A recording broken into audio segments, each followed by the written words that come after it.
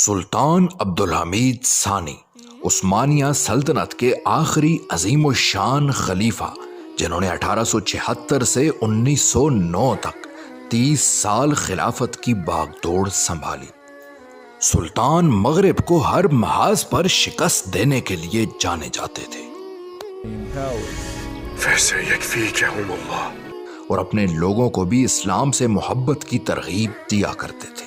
اس مرد مجاہد نے متعدد سکولز، ہسپتال اور یونیورسٹیاں بھی قائم کی اور خلافت کے 90% قرضے ادا کیے۔ سلطان نے مکہ مدینہ کی حفاظت کے لیے بہت سے اقدام کیے اور بہت سے منصوبوں کے لیے مالی معاونت بھی فراہم کی، جس میں مکہ کا جدید آبی نظام تاکہ مکہ کو سیلاب سے بچایا جا سکے، اور حجاز مقدس کی ٹرین لائن بھی شامل ہے، جس سے انہوں نے استنبول، فلسطین اور مدینہ کو آپس میں ٹرین لائن کے ذریعے منسلک کیا۔ سلطان کی سیاست میں اتنی مہارت تھی کہ ان کے مخالفین بھی ان کی تعریف کیا کرتے تھے۔ انگلش ایڈمرل لارڈ جان فشر کہتے ہیں کہ سلطان پورے یورپ میں سب سے بہتر ڈپلومیٹ مانے جاتے تھے۔ جرمن چانسلر اوٹو وان بسمرک کہتے ہیں کہ یورپ میں جتنی بھی ذہانت ہے اس کا 90% عبدالحمید کے پاس، 5% میرے پاس اور باقی کا 5% پوری دنیا کے پاس ہے۔ جب یہودی نے سلطان کو رشوت دے کر فلسطین کی زمین ہتھیانے کی کوشش کی تو سلطان نے کہا، میں تمہیں وہ زمین کیسے دے سکتا ہوں جو دراصل میری ہے ہی نہیں، بلکہ یہ زمین تمام مسلمانوں کی مالکیت ہے۔ Kudüs ölürse,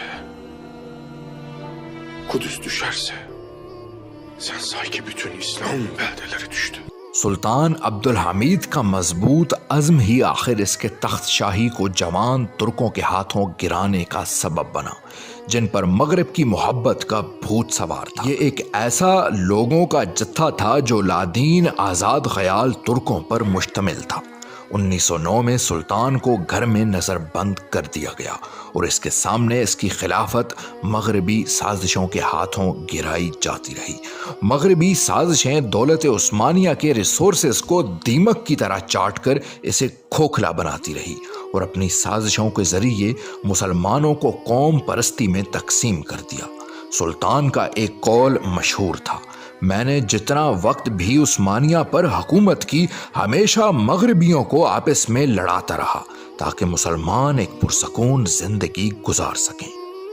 اور آخر 10 فروری 1918 کو جہاں مسلم دنیا کو بارڈرز میں تقسیم کیا جا رہا تھا، سلطان عبدالحمید اپنے مالک حقیقی سے جا ملے اور انہیں سلطان احمد کے مقبرے میں ان کی وصیت کے مطابق استنبول میں دفنا دیا گیا۔